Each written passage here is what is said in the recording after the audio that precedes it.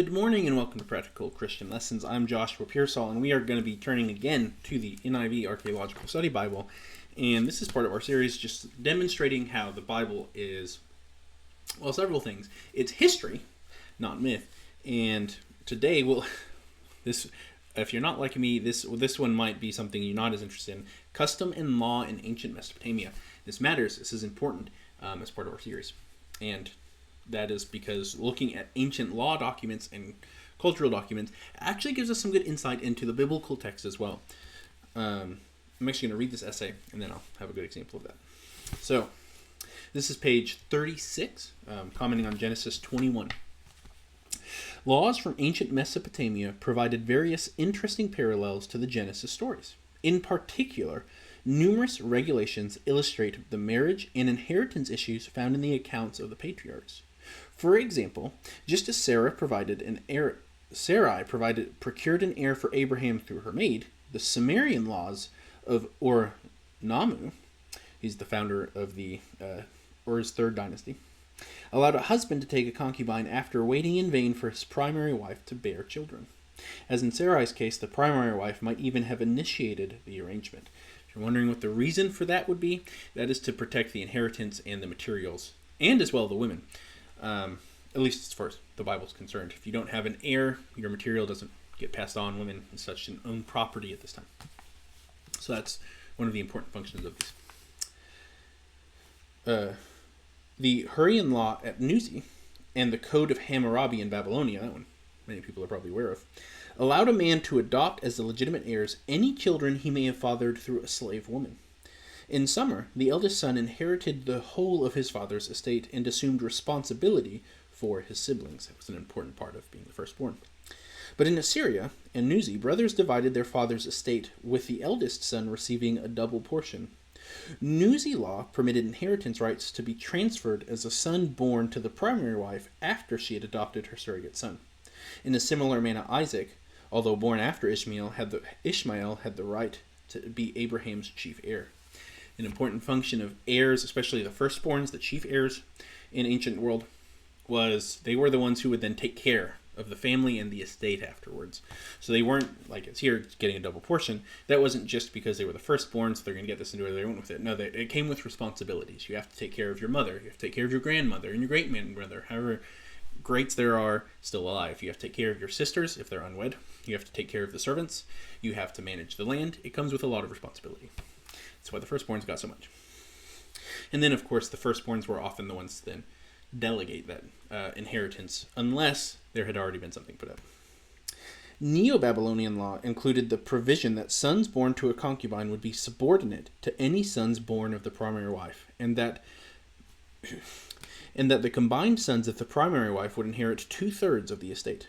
The disinheritance of a son, a practice allowed in certain societies, generally required a court order that might be officially overturned if the father were found to have acted unfairly. Some scholars, based upon such prohibition in Nuzi law, have questioned the legality of Sarai's demand to expel Hagar and Ishmael, which by analogy may indicate that Abraham lived under similar customs and laws. Indeed, Abraham was hesitant to comply with Sarah's wish, and did so only after divine intervention. In addition to family legislation, certain laws and customs concerning contracts and other agreements mentioned in Genesis had parallels in Mesopotamia.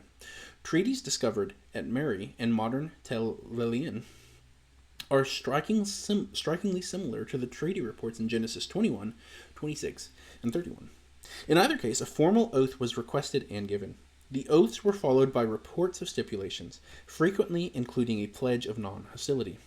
The oaths generally involved ceremonial feast or sacrifices and gift exchange of sorts, particularly if the two parties in agreement had met in person.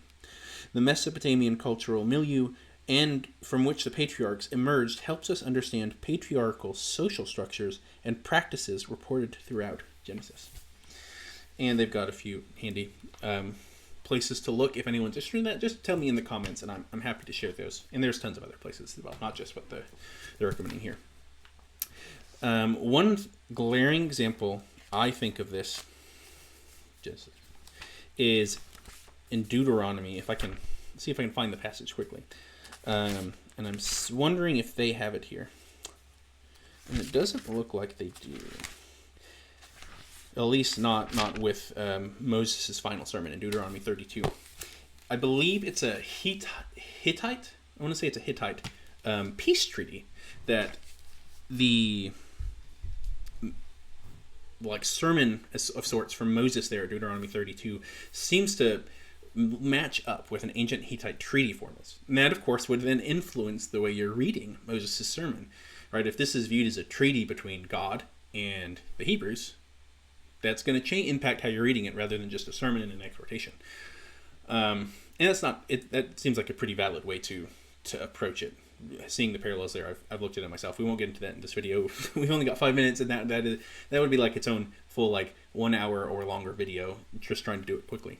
As fascinating as it is, and I'm going to move over further as the sun continues to creep through here. This is, if anyone's wondering why we're doing this in our series is about showing how the Bible and the theology of the Old Testament is different from the ancient Near East culture in a way that shows it's unique, not just an evolution of it. This is going to be one of the few times where the similarities do matter more than differences, because this seems to be a lot of the foundation for how the patriarchs are approaching these things. But there are also differences.